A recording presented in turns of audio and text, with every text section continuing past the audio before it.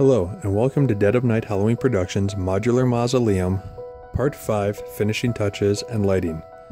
Materials you will need for this build are several spray bottles, water, paintbrush and dry rag, brown paint, black paint, yellow paint, yard lights, and colored light bulbs. So, it's not Halloween 2015 anymore, and I realized that I said I was going to have this video on by the end of October. Unfortunately, we ran into some problems with the mausoleum when a giant windstorm came through and kind of tore some of the pieces apart. It was kind of a vicious storm right after we moved it outside, so I had to rebuild a little bit of it, and as such I didn't get to put the videos up. So I did get a lot of pictures of the finishing project and some video for you, so I'm going to put those in the tutorial now, tell you how I did all the steps, and you can see the finished product. Also, for those of you who are interested, for the 2016 Halloween season, we are beginning some new projects, just small ones.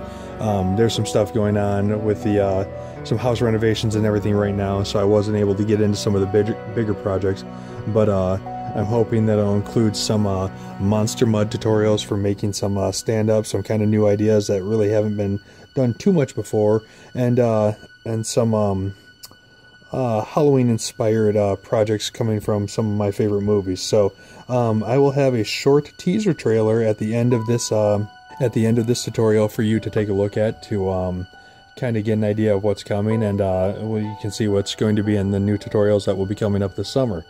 So with that being said, let's jump right in.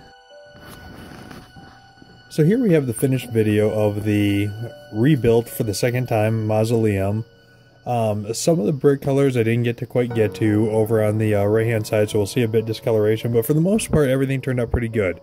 Along the top I would use a brush and black paint with water. I would mix some black latex paint and some water, take a brush and really blast it onto the sides, going around the rain edges and everything, and then I would hit it with a water bottle, spraying just pure water on there, so that way we could get the rain effect. Now this is really going to dilute things down and really make it to where it's barely visible, so you may have to do it several times before you get a nice dark layer going on there.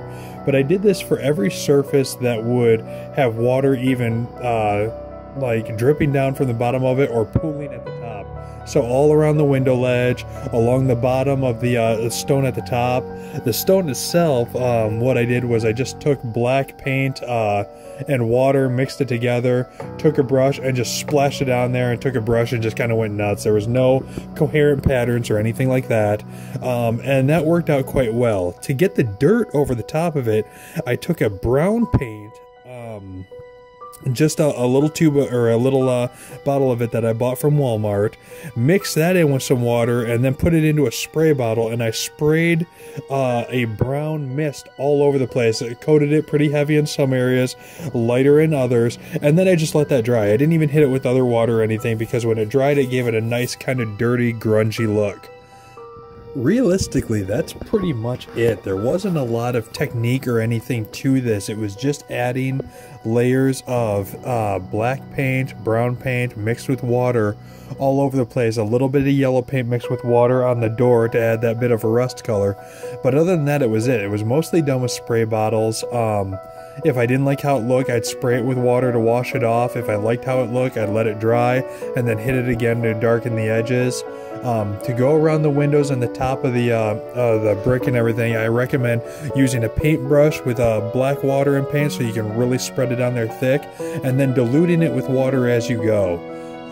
As long as you're mixing the water and the paint together, it's really easy to wash away. I mean, you can literally wipe it with a dry rag. If it's getting too heavy in some areas, go over it with a rag, wipe it off, and start all over again. But realistically, that's pretty much it. The black paint and the water is really going to help you too in those crevices in the brick and everything. That's really what's going to give it its pop and make it look like that it's old brick that's been there for, you know, decades, and has got dirt and grunge and everything all mixed in with it, like it's very weathered.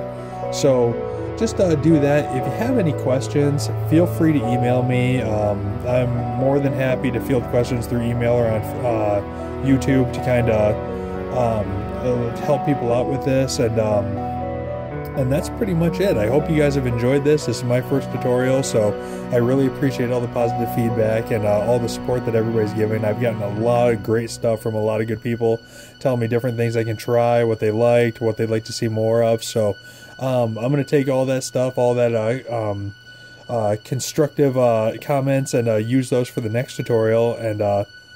And yeah, I hope you enjoyed. So we have 137 days to Halloween. We have new tutorials coming this summer. I hope you enjoy, and with that being said, here is the new trailer for our upcoming projects. Take care.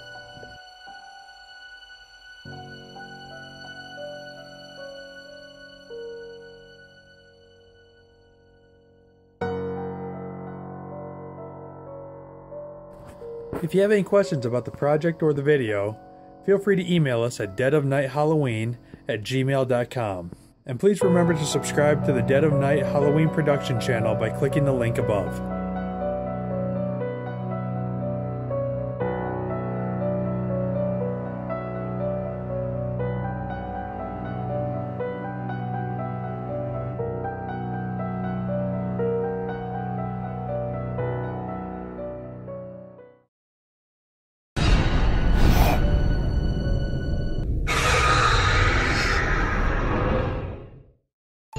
The person you put up there ain't the person that comes back. It may look like that person, but it ain't that person. Because whatever lives around beyond that cemetery ain't human at all. Sometimes that is better.